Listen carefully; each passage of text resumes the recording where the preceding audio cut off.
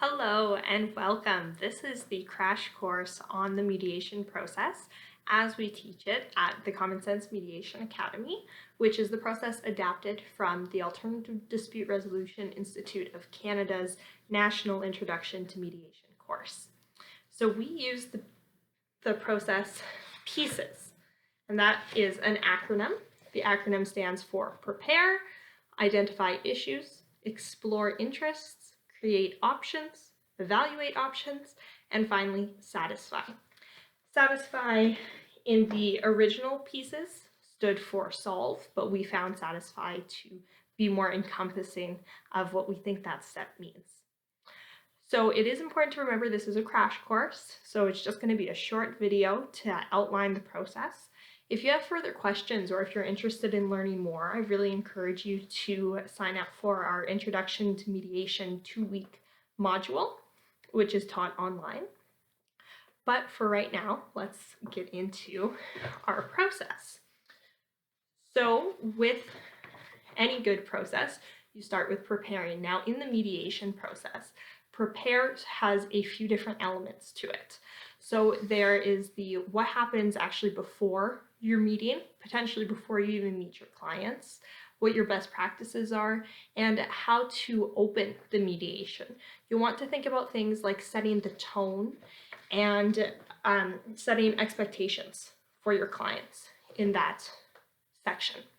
Your prepare before the mediation will be the things like your conflict search and your retainer agreement, outlining your fees, discussing how you contact clients, gathering contact information, and putting together your agreement to mediate as well.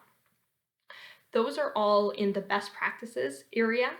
At my office, we also take ID from clients to verify identity, but you'll sort out in your own practice what things are best for you. Then there will also be either your intake with each party. Sometimes we do it on the phone or online, but again, you can set up your practice however you want. In your intake, it will be important for you to talk about confidentiality, how that fits into the mediation. Talk about self-determination. In the ADRIC Code of Ethics and Code of Conduct, self-determination is very stressed. It's very important to mediation. The clients or the parties to the mediation are the ones deciding. They have the decision-making authority, not the mediator. So it's important to mention that. You'll also want to talk about safety, and that will be psychological safety, but also physical safety. And this is especially important if you're working in the family area. You might have safety screening tools or domestic violence screening tools as part of your prepare step.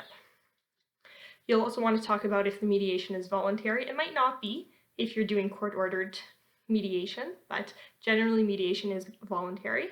You want to talk about the neutrality, the mediator being neutral, and you'll just generally want to set up what your clients can expect from the process. In the prepare, in the actual mediation meeting itself, that step will look like setting your guidelines. How do you expect the parties to behave? What can they expect from each other and from you in the mediation? After the prepare phase, you'll move right into identifying the issues, which is your agenda building. So once you've set up the tone and set the parties where they are, answered whatever questions, you will have them build the agenda. So when you're building the agenda, it will be really important to frame everything neutrally.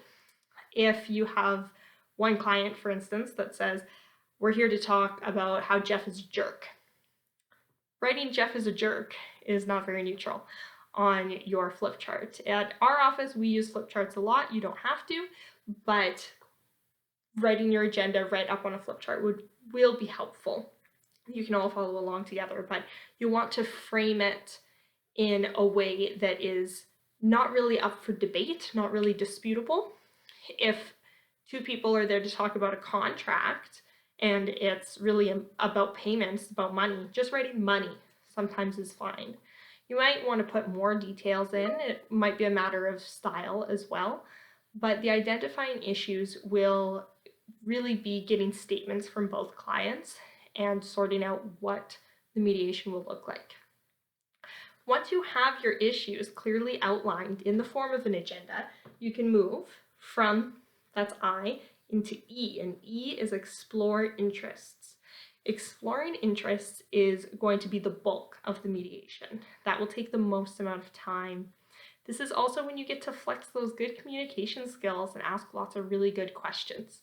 So you'll want to talk with each client, try to balance it a little bit. You don't want one person talking for 20 minutes and the other person only has 5 minutes to talk. You want to try to make it even. But you also have to mine underneath all of the different things they're telling you to get to really the core of what's bugging them. So if their position is that they are owed $5,000, well, why is that their position? Is it because they had a contract and it's important to them that people honor their word because integrity is really important to them? Integrity is going to be the interest there. But if you start with the $5,000, you have to ask a lot of questions to get to integrity. As you mediate more, there will be more interest words that will flag for you as you go through. So words like security, reputation, identity. Identity is a really common one. It's about what it means to be me. What does it mean to be a mom? What does it mean to be a CEO? What does it mean to be a boss? Those types of things tend to be really important to people and they come up in mediation a lot. So during your explore interests, you want to try to gather those interest words from both people and name them. And again, if you're working with a flip chart, it's really great to write those interests up on a flip chart. During this stage, you also want to highlight any shared interests. And shared interests are things that are important to both people. For a common example, if you're working with family, people's kids, mom and dad both care about the kids. They both want what's best for them. That's often a shared interest. Now, to transition out of talking about interests and going into create options, you have to go really slow here. People will often try to jump from issues straight down to options, and that's not going to be helpful. That won't be effective. So really live in the interests area. The transition to get from interests into creating options is going to be your goal statement. And there's a really simple formula for your goal statement, but it's not going to feel formulaic in the mediation because even though you might know the format, your clients and the parties to the mediation won't. For example, if during a mediation I'm working with two people and we've gathered that the issue to talk about, that I piece, is file sharing.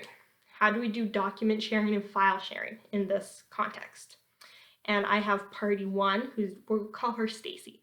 And for Stacy, her reputation is really important. She has her position, she has her idea about how to do the document sharing. But once we asked her a bunch of different questions, we got down to, well, really it's about the reputation for her. And then we also have Tara, and Tara, she has her own ideas as well about what we can do about the document sharing. But once we talked to her a little bit, we found out that for her, what's going to be really important is maintaining her employment, her security, her job security is important. And we found out that their shared interest is client care. They want the clients to be cared for well. Then my goal statement is going to say, Stacy, I think it was Stacy we called her, if your reputation is important to you, and Tara, your job security is important to you, and for both of you, you want the clients to be cared for well, how do we deal with the file sharing? What options can we come up with? So the format there is X interest is important to party A, Y interest is important to party B, Z interest is important to both of them. What do we do about issue? So it's just that really simple step, step, step, step, and you've got your formula. But in each mediation, it's going to sound different and it's going to be different because everyone will have different interests and different issues to talk about. Once you've outlined your goal statement, you're ready to move into create options, which is here, that C piece of pieces. Creating your options can be done in a fairly informal way if you'd like, but it's really brainstorming. You're trying to get your parties to come up with every option possible. They will repeat their positions. Again, if Stacy had an idea about how to deal with document sharing before, that idea will be an option, but it is an option. So put it up on your flip chart and you write down all of the options that people might come up with, and you don't evaluate them yet. Your clients will try to evaluate them because people are always going to want to be one step ahead. But you're still in create options until you cannot create any more options. Don't bother trying to evaluate them because it won't work well. So get all the options out first, and when the wells have run dry and there's no more creativity, you can move on to E, which is evaluate those options. Best way to evaluate your options is to tie your options back up to those interests that we came up with. Remember our goal statement? If the option that you're looking at satisfies the goal statement, it might be a good option. If it doesn't satisfy the goal statement, if it doesn't maintain Stacy's reputation, Stacy's not going to like that option. So that's part of the reason why the goal statement is so important. When you're evaluating, you'll also want to do what's called reality testing, which is this actually going to work? What's going on here? Is this plausible? Is it possible? Once you are sort of satisfied that you have a tentative agreement and the parties seem like they've picked an option and they've come up with a plan, then you want to make sure that that really does satisfy, and that moves on to the S, the final stage of pieces. Does that satisfy the reason they came, the issue? Is that an agreement? You'll confirm the agreement. There might be some homework to talk about. You might have to do some more reality testing, run through different situations that might cause problems, who does what, when, timelines are going to be important here, formality of agreement, who needs to report to who, all that fun stuff. You'll also want to set up a time to follow up, whether you as the mediator are following up with the agreement or whether they're following up with each other. That will be the end of that. Another piece is if you're not able to reach an agreement on all the issues, we call that a global settlement. So if you haven't reached a global settlement, which happens a lot, lots of mediations have multiple sessions, really you'll just be mediating maybe one issue when there's 5. Or maybe you're mediating 2 issues and there's however many. Part of your satisfy is setting up the homework for dealing with the other issues and setting your next time to mediate. When is a good time to meet again is always how your mediation should end unless you've reached a full global settlement. You'll also want to talk about who's drafting the agreement, whether clients want to get legal advice, that kind of stuff, but that is the wrap-up piece. So your whole mediation is pieces. Prepare, identify issues, explore interests, create options, evaluate options, and finally satisfy. So this has been your crash course on the mediation process. Thanks so much for joining me. Again, if you have further questions or want to learn more about how to mediate, I suggest you check out our online courses. Specifically, the Introduction to Mediation would give you a great base for that. Thank you. Have a great day.